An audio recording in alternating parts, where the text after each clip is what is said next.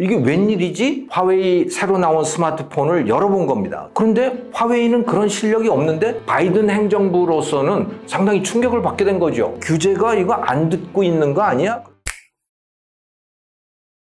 네, 그 과정을 먼저 말씀을 드리면요. 원래 화웨이는 4G 스마트폰을 팔고 있었습니다. 5G는 아니었던 거죠. 그런데 이번에 내놓은 스마트폰은 5G예요. 5G 스마트폰을 내놓으려면 상당히 첨단 반도체가 거기 들어가야 됩니다. 그 로직 반도체가. 그런데 화웨이는 그런 실력이 없는데, 중국은 그런 실력이 없는데 하고 다 생각을 하고 있다가 이게 웬일이지? 그래서 화웨이 새로 나온 스마트폰을 열어본 겁니다. 그래서 다 분해를 해본 거죠. 그리고 그 반도체를 들여다봤더니 이게 7나노에 해당되는 것이고, 그것을 만든 기업은 중국의 SMIC라고 하는 파운드리 기업이 제조를 했다라고 밝혀진 거예요. 자, 이렇게 되니까 미국의 규제당국 바이든 행정부로서는 상당히 충격을 받게 된 거죠. 저렇게 할 줄 몰랐는데 저렇게 된 거예요. 그래서 어쩌면 애플을 위협할지도 모르겠다. 그리고 규제가 이거 안 듣고 있는 거 아니야? 그런 걱정을 하게 됐던 거죠. 하지만 기술적으로 보면 이건 이미 예견됐던 상황입니다. 7나노라고 하는 게 먼저 어떤 수준이냐부터 말씀을 드리면 1제곱밀리미터당 반도체 그 소자 있잖아요. 그 속에 트랜지스터 소자가 1억 개 정도가 들어가 있는 게 그게 한 7나노 정도 된다고 합니다. 그러니까 뭐 이거는 거의 원자 수준에 거의 근접해 있다, 이렇게 보시면 되는 거죠. 아무튼 우리 눈으로는 도저히 볼 수 없는 그런 것들이고 굉장한 이 연산 능력을 갖고 있는 것들인데, 자, 이거를 중국이 만들었다는 거예요. 그런데 왜 충격을 받느냐 라고 하는 거죠. 현재 반도체 제조에서 가장 앞서 있는 TSMC, 그리고 삼성전자 5나노, 3나노, 뭐 또 2나노를 만들겠다라고 하잖아요. 이 회사들은 장비를 쓸 때 EUV 장비라고 하는 걸 씁니다. 극자외선 장비라고 하는 걸 쓰죠. 그러니까 반도체를 만들 때 말이죠. 아주 쉽게 이야기를 하면 이렇습니다. 밑에다가 실리콘 기판을 놓죠. 웨이퍼라고 하는 거. 그리고 그 위에다가 설계도를 놓습니다. 그리고 그 위에서 빛을 쪼이죠. 그래서 그 빛이 웨이퍼에 가서 새겨지도록 만드는 것이 그게 반도체 제조 기법이거든요. 아주 단순하게 말씀을 드리면 그렇다는 거죠. 그런데 EUV 장비는 파장이 매우 짧아서 매우 정교한 설계도를 가지고 그걸 만들어낼 수가 있는 거예요. 반도체를, 그 회로들을. 그런데 DUV는 그만큼 무딘 겁니다. 그만큼 정교하지가 못한 거예요. 빛의 파장이 조금 긴 거죠. 아주 쉽게 이야기하면 EUV 장비는 매우 날카롭게 갈아놓은 칼이다, 이렇게 받아들인다면 DUV 장비는 무딘 칼이에요. 그래서 나무를 깎는다, 뭔가 모양을 깎는데 예리한 칼로 깎으면 쉽게 깎을 수가 있잖아요. 무딘 칼로 깎으면 어떻죠? 여러 번 해야 되는 거죠, 그걸. 자, DUV 장비로 하게 되면 여러 번 해야 됩니다. 그래서 그것을 멀티 패터닝이라고 이야기를 해요. EUV로 하게 되면 싱글 패터닝으로도 되는데 한 번 쫙 조사를 해도 되는 건데, DUV 장비를 하게 되면 여러 번 해야 되고, 그러다 보면 실수가 많이 나오게 되고, 그래서 못 쓰는 것들이 굉장히 많고 그런 거죠. 그러니까 돈이 굉장히 많이 들어간다고 보시면 돼요. DUV 장비로 하게 되면. DUV 장비 값은 싸지만 그것을 써서 정교한 반도체를 만들어내는 그 과정은 매우 코스트가 높다. 그래서 원래 한 10년 전에 TSMC도 DUV 장비를 가지고 7나노 이런 거를 만들긴 했는데 이거를 버린 이유는 너무 코스트가 컸기 때문입니다.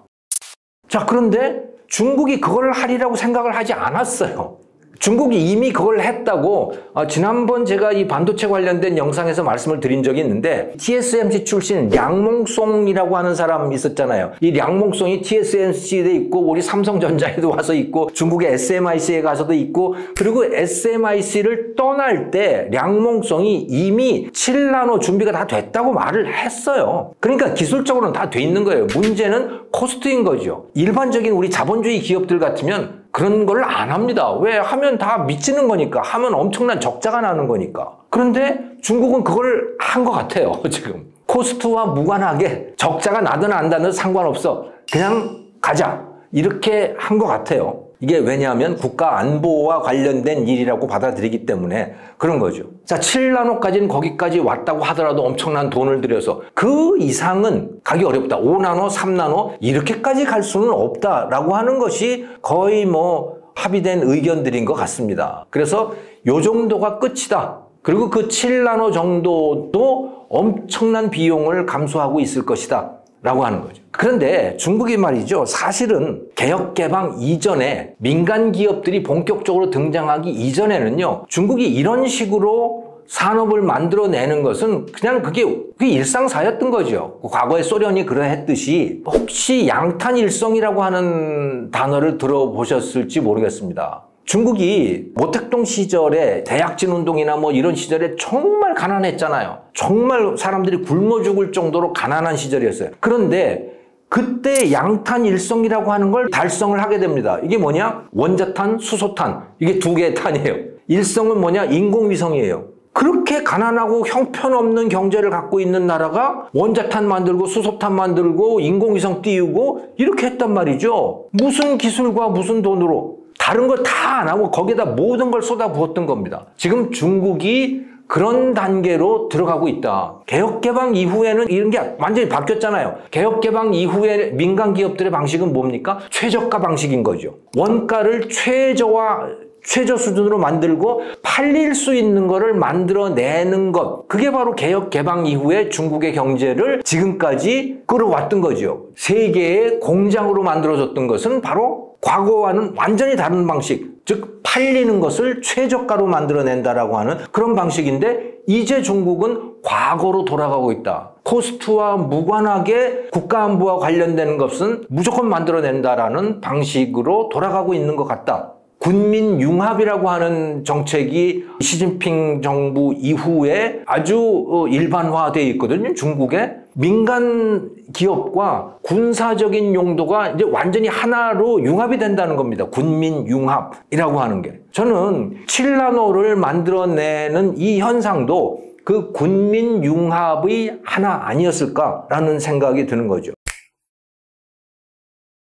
네, 이미 말씀하신 대로 장비 규제 같으면 더 할 게 없습니다. 왜냐하면 지금은 EUV 장비를 다 규제를 하고 있고 추가로 DUV 장비까지 규제를 한다고 하더라도 중국은 이미 DUV 장비는 많이 갖고 있어요. 그러니까 그건 뭐 규제를 하나 안 하나 별로 상관이 없는 상황인 거지요. 그런데 이번에 화웨이 스마트폰을 분해해서 봤을 때 드러난 사실이 또 하나가 있었습니다. 그게 SMIC, 이건 중국 기업이잖아요. 거기서 7나노를 만들었구나 라고 하는 것이 드러났죠. 그런데 SK 하이닉스가 만들어낸 DRAM과 낸드 플래시 메모리가 거기에 또 들어가 있는 거예요. 그게 드러난 거죠. 자, 이건 왜 중요한 것이냐? 컴퓨터가 작동을 하려면 로직 반도체가 있는 거죠. 로직 반도체는 연산을 하는 겁니다. 더하고 빼고 여기다 갖다 놓고 뭐 하는 이런 것들을 하는 건데 그것만 가지고는 컴퓨터가 돌아가질 않아요. 거기에서 만들어낸 결과물을 메모리에다가 갖다가 저장을 해야 되는 거죠. 또 저장되어 있는 것을 빼와야 되는 거죠. 그것을 하기 위해서 DRAM과 낸드 플래시가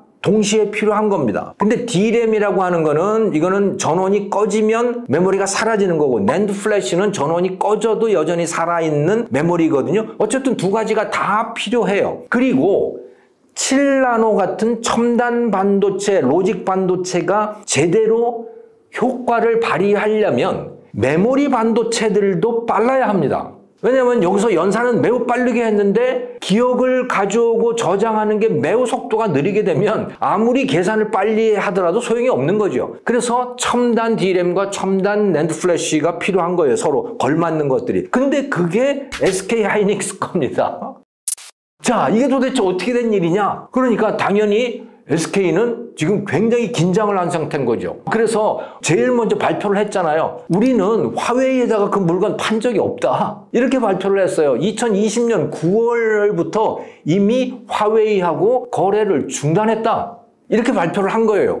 그런데 사실은 자, 메모리 반도체는 그렇게 거래를 안 한다고 해서 못 사는 게 아닙니다. 파운드리 이게 주문형 반도체 같으면 계약을 안 했다. 그러면 안 만들어주면 쓸 수가 없는 상황인 거예요. 하지만 D램은 어떻습니까? 그거는 그냥 기성품을 만들어서 시장에 파는 거죠. 그러면 SK가 직접 화웨이한테 직접 물건을 공급하지 않는다고 하더라도 화웨이는 다른 어딘가에서 얼마든지 그거를 사올 수 있는 거예요. 그러니까 중국에 물건이 존재하고 있는 한은 아주 쉽게 화웨이가 사들일 수 있다. 이렇게 봐야 되는 거죠. 물론 중국에 없다고 하더라도 뭐 다른 나라에만 있다면 그것도 사올 수 있을 거예요. 화웨이가. 그러니까 참 이 메모리 반도체의 구입을 못하게 막는다라고 하는 거는 매우 어려운 일이다 이렇게 보시면 되는 거죠. 그럼에도 불구하고 미국이 뭔가를 할 수 있다면 그래도 삼성전자의 낸드 플래시 또 SK의 D램과 낸드 플래시 공장이 중국에 있잖아요. 중국의 생산량이 굉장히 많습니다. 거기서 첨단 메모리 반도체를 만들지 못하도록 거기에 EUV 장비가 못 들어가도록 막을 수는 있는 거죠.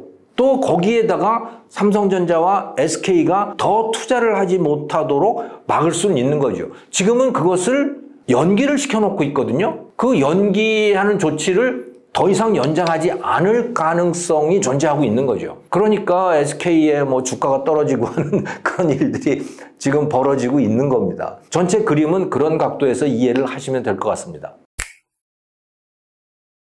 이게 처음 알려진 것은 9월 6일자 월스트리트저널의 보도를 통해서 알려졌어요. 그래서 믿을 만한 소식통에 의하면 중국의 중앙정부 공무원들에게 아이폰을 쓰지 말라고 지시가 내려왔다. 공개된 게 아니고요. 그냥 믿을 만한 소식통을 인용해서 그렇게 보도를 한 거예요. 그래서 그렇게 됐나 보다 하고 사람들이 받아들인 거죠.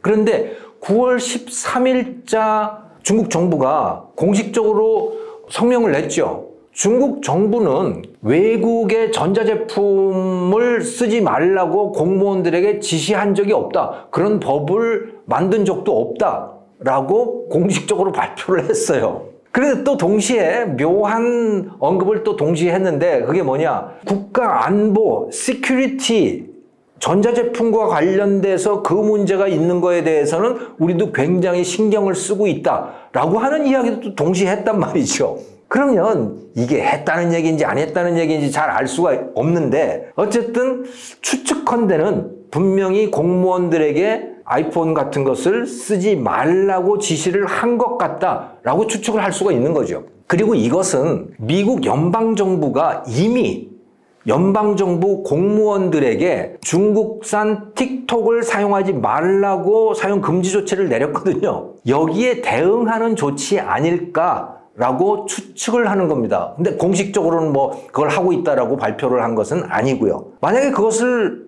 했다면 그 이유는 뭐냐? 그것은 민감한 정보를 얼마든지 빼갈 수 있다. 아이폰을 사용해서 민감한 정보가 빠져나갈 수 있다. 그러니까 중국도 미국처럼 똑같은 조치를 하는 거다. 뭐 이런 차원에서 이해를 할 수가 있겠죠. 그런데 확실하게 구매 제한을 했는지 안 했는지는 아직까지는 알 수가 없는 상황이고요. 만약에 판매 제한 또는 구입 제한 조치를 내렸다고 하더라도 그것만 가지고는 큰 영향이 없을 거예요. 왜냐하면 공무원들의 문제고 공무원들이 아이폰 사는 게 도대체 얼만큼 많았을지 그것도 잘 알 수가 없는 것이기 때문에 그것만 가지고는 큰 여파가 없겠지만 그로 인해서 만약에 일반 소비자들이 애국주의 소비 성향이 자극을 받는다면 그러면 꽤 큰 영향이 나타날 수가 있는 거죠. 중국이 연간 스마트폰 총 판매 대수가 3억 대거든요. 그중에 아이폰이 한 20% 그러니까 6천만 대 정도를 애플이 팔고 있습니다. 근데 올해 화웨이가 5G 스마트폰을 1000만 대를 출하할 예정이라고 해요. 그럼 그동안에 한 300만 대에서 한 500만 대 정도를 팔다가 1000만 대로 늘어나게 되면 한 500만 대 정도가 더 늘어나는 셈인데 화웨이의 판매가 맥시멈으로 하면 아마 그 정도 애플의 아이폰 판매가 줄어들지 않을까? 그렇게 추측을 해볼 수 있겠죠. 중국 정부가 공무원들로 하여금 아이폰을 사지 말라라고 제한 조치를 내렸다라고 하는 소식들이 많이 돌아다녔고 그것으로 인해서 애플의 주가가 영향을 받고 또 화웨이 주가는 올라가고 하는 그런 일들이 있었는데요. 그것의 진실이 뭔지 현재까지 우리가 알고 있는 게 뭔지 그리고 그것의 여파가 무엇일지에 대해서 제 견해를 말씀을 드렸습니다. 시청해 주셔서 감사합니다.